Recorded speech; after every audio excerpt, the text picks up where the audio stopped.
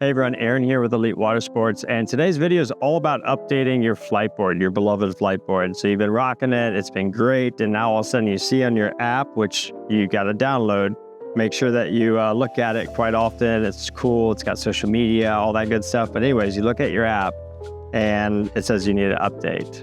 Number one rule is don't be standing on your dock with, changing Wi-Fi signals or maybe cellular system, kind of off. If it needs an update, don't go updating it before your session. Update it at the end of your session. That's number one thing. Most often we get boards in for troubleshooting just because they updated their system with bad signal and they're locked out. And then we have to reboot everything. So number one rule, having good Wi-Fi, bring it into the house, bring it into the garage, make sure you have good Wi-Fi, and then turn your phone on airplane mode and make sure that your Wi-Fi is still on. Some phones turn that off. After it's in airplane mode, now you won't be interrupted by any phone calls or sometimes text messages. And you're gonna go into the Fliteboard app.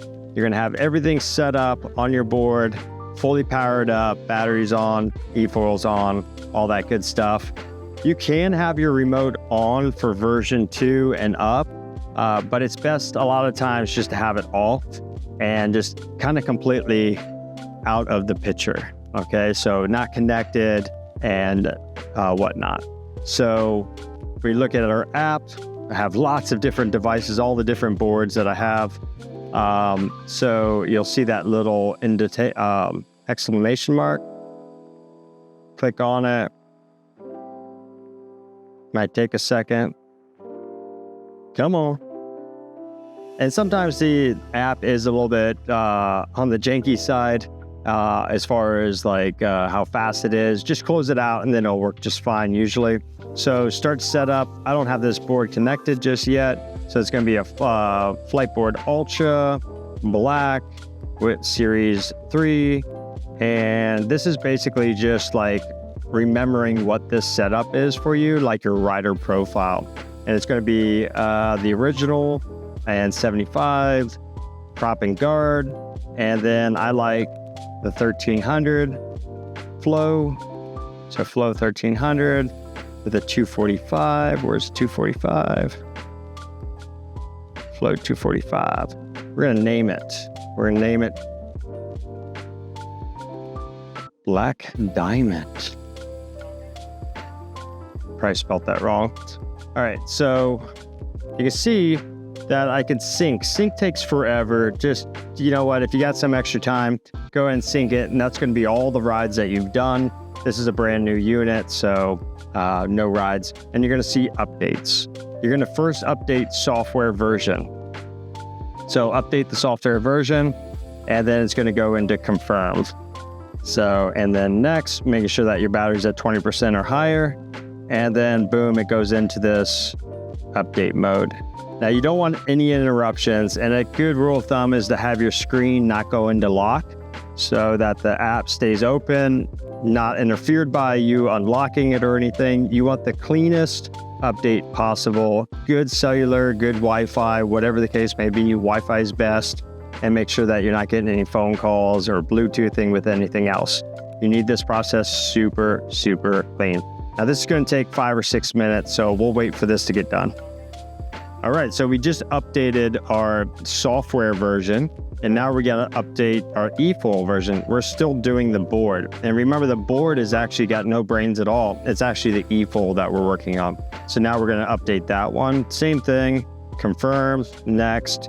And it's going to be looking this time because it's going to be the brains of the eFoil itself. Earlier, we updated the Fliteboard. Now we're going to be doing the ESC. And we're going to go through that same process again. We got about 5 minutes to wait.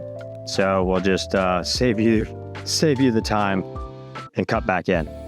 So here we are. We're all finished up. Hit finished. And a lot of times what I like to do is that now the screen, it's kind of like, blank or not doing anything. I just want to check to make sure that it's actually connected. So this is the only time now that I'm going to go ahead and get rid of that app, close it out, open it back up. Oop.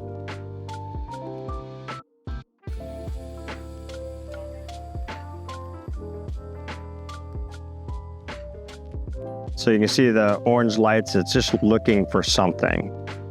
All right, devices, and then you can see it's available. It's not giving me any disclaimers or anything.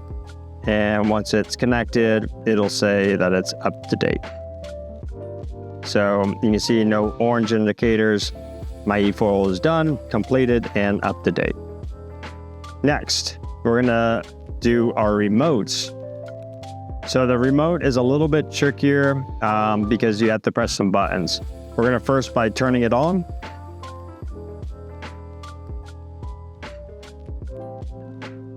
After it's on, you'll see indicator that it needs to be updated.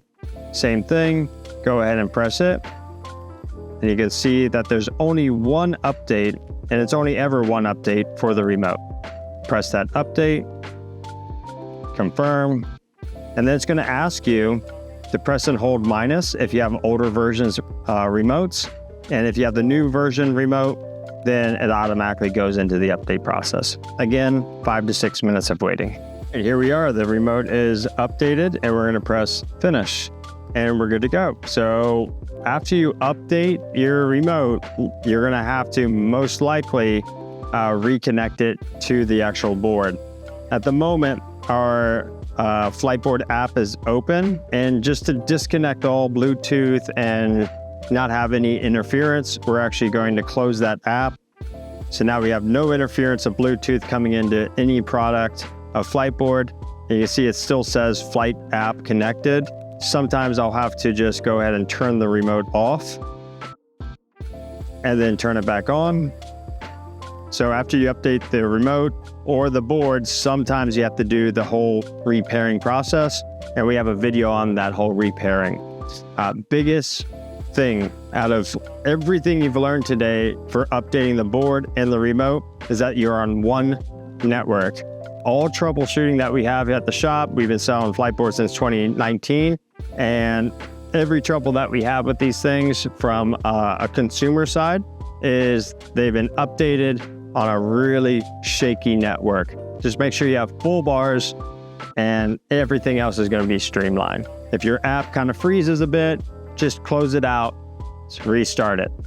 Do not close it out if you're in the middle of an updating process. Just let it time out and let it go through the process, and everything will tell you what's going on. The app will tell you, or the remote will tell you, and even the blinking lights will tell you.